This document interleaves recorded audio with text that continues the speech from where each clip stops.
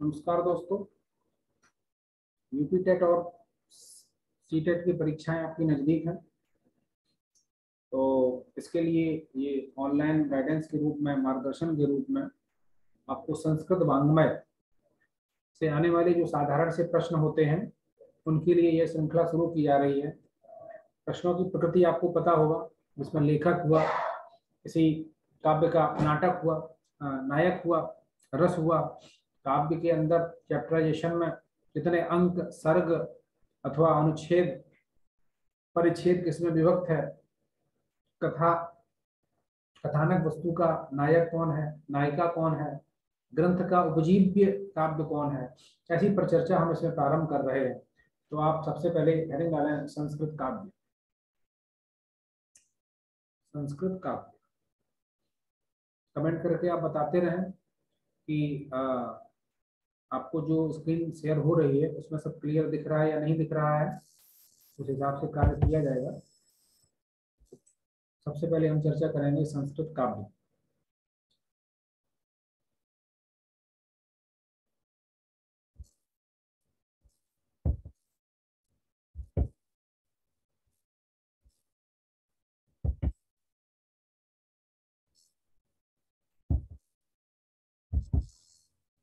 तो नीचे छोड़ दिया मैंने। संस्कृत काव्य। काव्य क्या है, इसके पहले हम आपको जो अपनी परीक्षा की दृष्टि से अध्ययन करना है, मैं वो पहले वर्गीकरण प्रस्तुत करूंगा ताकि आपको पता रहे कि हम किस सेक्शन की अभी पढ़ाई कर रहे हैं। अगर काव्य की बात की जाए, मुख्यतया दो प्रकार के काव्य कहे जा सकते हैं। मुख्यतया दो प्रकार के काव्य कहे जा सकते हैं। एक है श्रव्य काव्य, दूसरा है दृश्य काव्य। नाम से स्पष्ट है, श्रव्य काव्य जिस काव्य को सुना जाए और दृश्य काव्य जिस काव्य को देखा जाए। तो यदि हम बात करें सबसे पहले श्रव्य काव्य, यदि हमने दो विभाजन किए हैं तो उन दो में भी हम सबसे पहले चर्चा इसकी करेंगे। यदि हम इसको 1 कहें और इसको 2 कहें, तो हम सबसे पहले चर्चा करने जा रहे हैं श्रव्य काव्य की और फिर करेंगे दृश्य काव्य। अब आप लिखिए श्रव्य काव्य। देखिए, जो श्रव्य काव्य है वो मुख्यतया दो प्रकार का है। एक तरफ है महाकाव्य, एक तरफ क्या है, महाकाव्य। और महाकाव्य के जो भी लक्षण हैं, जब महाकाव्य की चर्चा करेंगे तो बताएंगे सर्गस्या प्रतिसर्गस्या वंशो मनमंतराणि च, या सर्गबंधो महाकाव्यम तत्रैको नायकासुरा। तो ये जो भी लक्षण है, ये महाकाव्य के लक्षण जब किसी काव्य में संपूर्ण रूप से न घटे, माना कि कुछ उसमें खंडित हो जाए, उसी को खंड काव्य कहते हैं। क्या कहते हैं? खंड काव्य। महाकाव्य के जो लक्षण बताए गए हैं वो यदि श्रव्य काव्य में पूरे नहीं जाएंगे तो उसे हम क्या कहते हैं? खंड काव्य। ठीक है। ये दोनों ही जो विधा है, ये दोनों ही विधा किसकी हो गई? श्रव्य काव्य के अंतर्गत पद्य काव्य, किसकी हो गई? पद्य काव्य। दृश्य को भी हम हटाएंगे, ये दोनों किसकी विधाएं हो गई? पद्य काव्य। अब हम श्रव्य काव्य का ये अवान्तर भेद करेंगे गद्य काव्य। क्या करेंगे? गद्य काव्य। तो मैं इसको एक बार डिलीट कर रहा हूँ स्क्रीन से, आप इसको अपने यहाँ नोट कर लिए होंगे और उसी के आगे हम इसको बढ़ाएंगे अभी।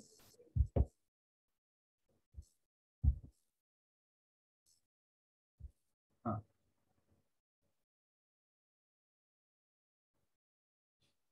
तो अब जो आपने श्रव्य काव्य लिया है, तो श्रव्य काव्य में सबसे पहले जो श्रव्य काव्य है वो यदि श्लोकों के माध्यम से कहे गए हैं उनको हम कहेंगे पद्य काव्य। क्या कहेंगे? पद्य काव्य। और यदि वो पैराग्राफ गद्यखंड के माध्यम से कहे गए हैं तो उनको हम कहेंगे गद्य काव्य। गद्य काव्य।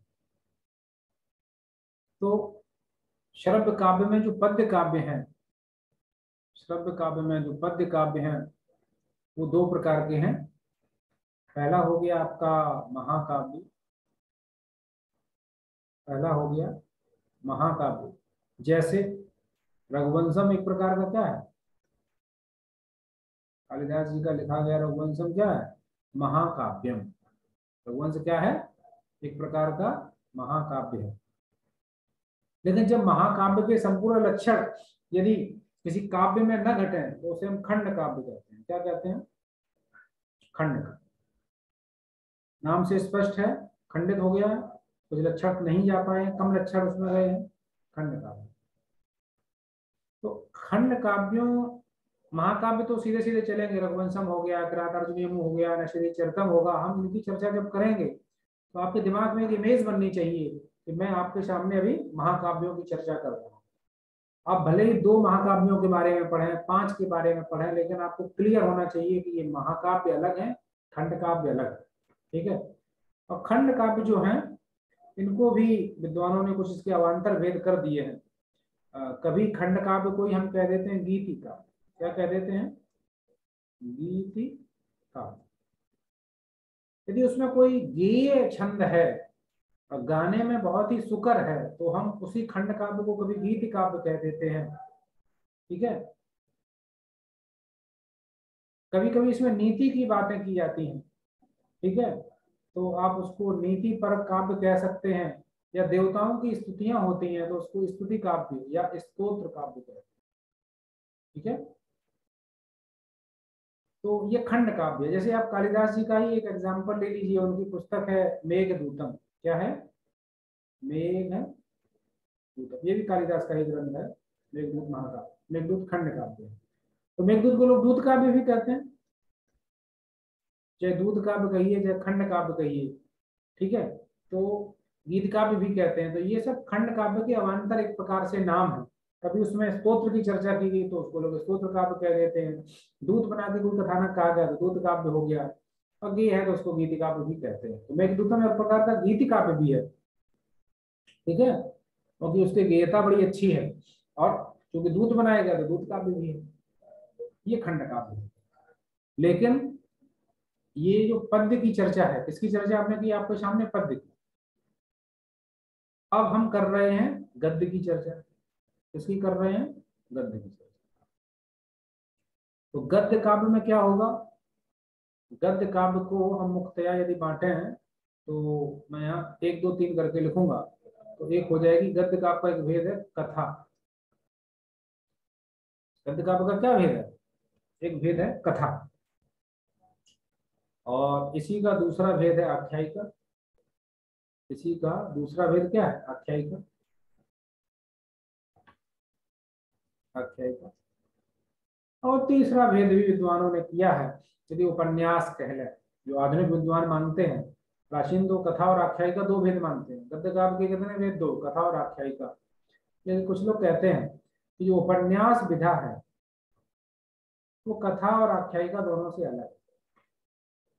अध्ययन की दृष्टि से कथा का लक्षण आपसे पूछ सकता है, कथा किसे कहते हैं, आख्यायिका किसे कहते हैं पूछ सकता है, उपन्यास के बारे में कोई एग्जाम्पल वगैरह पूछ सकता है। इसी प्रकार महाकाव्य किसे कहते हैं, इसके लक्षण के बारे में सवाल आपसे पूछा जा सकता है। और खंड काव्य तो हमने आपको बता ही दिया, खंड काव्य भवेत काव्य से एक देशानुसारी च, अर्थात इसमें महाकाव्य के लक्षण, लक्षण तो महाकाव्य के जाएं लेकिन संपूर्ण न जाए, कुछ उसमें खंडित हो जाए, तो उसको हम क्या कहेंगे, खंड काव्य। ठीक है। तो मैं वापस जो है काव्य के अभी केवल भेद प्रभेद की चर्चा कर रहा हूँ कि जब आप पढ़ रहे हैं तो क्या है। ठीक है। और इसी में एक तीसरा भेद भी होता है, उसको कहते हैं चंपू काव्य। क्या कहते हैं, चंपू काव्य। चंपू काव्य में क्या है, गद्य भी हो और पद्य भी हो, इसमें थोड़ी थोड़ी दोनों चीजें मिला ली जाए, उसे हम चंपू काव्य कह सकते हैं। और चंपू काव्य का भी लक्षण कहा गया है, गद्य पद्य मयी काचित चंपू रित्य विधीयते। ये स्ट्रक्चर आपको समझ में आ गया होगा, और ये क्लास आप ऑनलाइन देख रहे हैं तो आपने अपनी कॉपी में बना लिया होगा। मैं इनकी एक एक करके इसकी मैं चर्चा आपके सामने कर रहा हूँ। प्रतिनिधि के रूप में एक एग्जाम्पल यदि प्रसिद्ध है तो आप वही पढ़िए, दो हैं दो पढ़िए। महाकाव्यों में बृहत्त्रयी है, लघुत्रयी है, और कालिदास के ग्रंथ बृहत्त्रयी हो गई महाकाव्यों को लेकर के, तो इनके बारे में आपको एक आइडिया होना चाहिए। ठीक है, तो पद्य हो गया, महाकाव्य, खंड काव्य, एक बार उच्चारण आप भी करिए मेरे साथ में। और चंपू काव्य हो गया जिसमें पद्य भी है, जिसमें क्या है, चंपू में क्या है, चंपू में पद्य भी है और गद्य भी है। ठीक है, अच्छा त्रिविक्रम भट्ट का नल चंपू, त्रिविक्रम भट्ट का नल चंपू, और इधर आपका हो गया गद्य का। यहाँ तक कोई आपको डाउट नहीं होना चाहिए। हम ये केवल श्रव्य काव्य की विधाओं का चर्चा अभी आपसे कर रहे हैं। तो यदि आपने नोट कर लिया है तो कमेंट में बताइए, जिससे मैं स्लाइड को डिलीट करके इसको फिर से मैं आपके सामने ले आऊँ। हाँ, नोट हो गया है। चलिए, तो अब इसी में हम आपके सामने चर्चा करते हैं। ठीक है, हाँ, सबसे पहले हम महाकाव्य की चर्चा करें। आप जो कॉपी में लिख रहे हैं उसी के आगे लिख सकते हैं, उसी के आगे आपके में जगह लिख सकते हैं। हम भी जैसे इधर जगह में यहाँ लिख रहा हूँ, आप देखिए इसको। गद्य काव्य की अगर बात करें तो कथा, ठीक है, कवि कल्पना कथा। कथा है क्या, कथा का लक्षण क्या हो जाएगा, कवि कल्पना कथा, कवि कल्पना, कवि की जो कल्पना है उसी को कथा कह दिया। आख्यायिका क्या बोले, इतिहास प्रसिद्धि, इतिहास प्रसिद्धि। जिस पुस्तक का जो कंटेंट है अगर वो इतिहास में कहीं उसका उल्लेख मिलता है तो उसे हम कहेंगे इतिहास प्रसिद्धि। और यदि विशुद्ध रूप से कवि की कल्पना है तो हम उसे कहेंगे कथा। कथा और आख्यायिका में एक अंतर आपको समझ में आया होगा। इसमें इतिहास के कुछ संपुट मिल जाएं, इतिहास में वर्णित कोई चर्चित कथा मिल जाए, ठीक है, तो वो हो जाएगी जैसे हर्ष चरितम, हर्ष चरितम ये क्या है, एक प्रकार की आख्यायिका है, हर्ष चरितम, हर्ष, ठीक है। और राजा हर्ष की कथा नहीं आपको बताइए, तो राजा हर्ष एक इतिहास का पात्र है, उसको आधार बना के लिखेगी हर्षचरित, वो हो गई आख्यायिका। लेकिन अगर बाण भट्ट ने लिखी कादम्बरी, क्या लिखी, कादम्बरी, तो कादम्बरी जो लिखी, ये दोनों ही रचनाएं किसकी हैं, बाण भट्ट की हैं, उसकी हैं, दोनों का लेखक लिख लीजिए बाण भट्ट, ठीक है। लेकिन कादम्बरी जो है उसकी जो कंटेंट है, जो कथा वस्तु है, पूरी कवि की कल्पना है, इतिहास से कोई लेना देना नहीं है। तो चूंकि वो कवि की कल्पना है अतः हम कादम्बरी को कहते हैं कथा साहित्य। क्या कहते हैं, कथा साहित्य। लेकिन हर्षचरितम भी गद्य में लिखी गई है, हर्षचरितम किसमें लिखी गई, गद्य में लिखी गई है। और आपको पहले ही बताया गया है कि जो चीजें अभी गद्य साहित्य में लिखी गई है उन्हीं की चर्चा कर रहे हैं, ठीक है। तो गद्य में ही दोनों ग्रंथ लिखे गए हैं, कौन कौन से, चाहे वो हो कादम्बरी और चाहे वो हो आपकी हर्षचरितम, दोनों ही बाणभट्ट ने लिखे हैं। लेकिन कादम्बरी जो है वो एक प्रकार की क्या है, कथा है, और बाणभट्ट के द्वारा लिखी हर्षचरित क्या है, एक प्रकार आख्यायिका है। उपन्यास भी एक प्रकार से विधा नए लोग मानते हैं। बेसिकली इसमें एक प्रसिद्ध उपन्यास है जो आपको जरूर जानना चाहिए, पंडित अंबिका दत्त व्यास का, पंडित पंडित अंबिका दत्त व्यास जी ने लिखा है शिवराज विजय, शिवराज विजया, विजय पुल्लिंग शब्द है, शिवराज विजय। जो शिवराज विजय है ये उपन्यास है, किसने लिखा, पंडित अंबिका दत्त व्यास ने। ये तीसरी विधा आप गद्य की मान सकते हैं। तो गद्य में आपको जो पढ़ना है वो ये तो कोई कथा होगी या आख्यायिका होगी या उपन्यास। अब आ जाइए चंपू, इस पे आ जाइए। अच्छा, गद्य काव्य में कथा क्या है, तो कवि कल्पना जो है वो कथा है, और जिसकी इतिहास में प्रसिद्धि मिल जाए वो क्या है, आख्यायिका है। हाँ, उपन्यास दे दी, उपन्यास है, उपन्यास में विशेष लक्षण नहीं है, आप ये कह सकते हैं कि जिसकी कथानक धीरे धीरे आगे बढ़ती है, पाठकों के सामने रखी जाती है, वो एक प्रकार की उपन्यास है, ये भी नवीन कथा में रख सकते हैं। अभी आ जाइए आप चंपू काव्य। चंपू किसे कहते हैं? नीचे आप लक्षण स्पष्ट ही है, इतने सही लक्षण स्पष्ट हो गया। इसी को अगर हम संस्कृत में पंक्ति के माध्यम से कहें तो हम कह सकते हैं गद्य पद्य मयी काचित चंपू नृत्य विधीयते। इसको मैं यहाँ लिख दे रहा हूँ, आप नोट कर लीजिएगा, ठीक है। गद्य पद्य मयी रचना कैसी होनी चाहिए? इसमें गद्य भी हो और पद्य भी हो। गद्य पद्य मयी काचित चंपूरित्य विधीयते।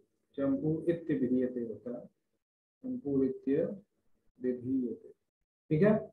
तो इस लक्षण को आपको तो ऑब्जेक्टिव पढ़ना है, कहीं कुछ लिखना नहीं है, टिक लगाना है।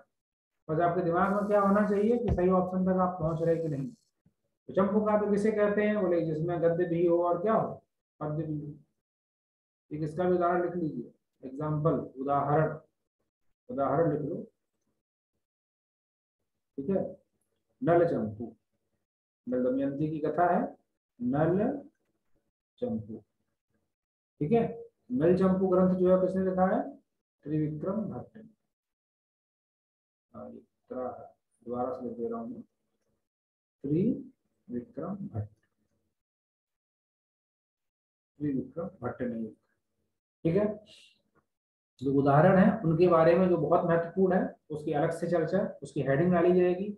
कादम्बरी के बारे में जो 10-5 बिंदु प्रश्न यहाँ से बन सकते हैं आपकी परीक्षा के लिए, तो वो अलग से नोट कराए जाएंगे। अभी ये एक विहंगम दृश्य है, एक ब्रॉड ऑब्जर्वेशन है कि हम संस्कृत साहित्य के अथवा संस्कृत वाङ्मय के जो भी प्रश्न हैं उनसे जुड़े हुए जो तथ्य हैं उनको याद करते समय हमें किस ऑर्डर में पढ़ना चाहिए, किन बातों को ध्यान में रखना है। तो ये एक आपकी इमेज बनाई जा रही है कि आप कैसे इसको तैयार करें, ठीक है। और अब हम चर्चा करेंगे किसकी? पद्य। संस्कृत में पद्य को ही हम श्लोक कहते हैं, जो कि विभिन्न छंदों में निबद्ध होते हैं। अनुश्लोक हो गया, इंद्रवज्रा हो गया, उपेंद्र वज्रा हो गया, उपजाति हो गया, मालिनी हो गया, वसंत तिलका हो गया, कई छंद हैं। उन छंदों में निबद्ध जब कोई हम श्लोक लिखते हैं और उसको काव्य का स्वरूप दिया जाता है तो पद्य से वो कहते हैं। और पद्य भी एक प्रकार का जो श्रव्य काव्य, उसी का भेद है, आप देख रहे होंगे ना। श्रव्य काव्य का एक भेद हो गया पद्य, एक हो गया गद्य, और पद्य में ही एक जो है बाद में दोनों को मिला के बना दिया गया चंपू का। क्यों बनाया गया? बोले श्लोकों को पढ़ते पढ़ते बोरियत हो जाती थी, गद्य को पढ़ते पढ़ते बोरियत हो जाती थी, तो बीच बीच में कुछ उन्होंने मुक्तक के रूप में कुछ श्लोक डाल दिए और कई वर्णन गद्य में भी कर दिया। अब आप आ जाइए पद्य में। तो पद्य में महाकाव्य क्या है? महाकाव्य। तो महाकाव्य के जो लक्षण हैं आचार्य विश्वनाथ ने अपनी पुस्तक में किए हैं, तो उसमें जो प्रमुख लक्षण है वो मैं कुछ बातें आपको बता रहा हूँ, आप नोट कर सकते हैं, ठीक है। सर्गबंधो महाकाव्यम। महाकाव्य क्या है? महाकाव्य क्या है? बोले महाकाव्य नंबर 1, ये रघुवंशम क्या हो गया, एक एग्जाम्पल है उसका, ठीक है। तो महाकाव्य कहें किसे? बोले उसमें क्या होना चाहिए? सर्ग बंधु महाकाव्य, सर्गों में निबद्ध होना चाहिए।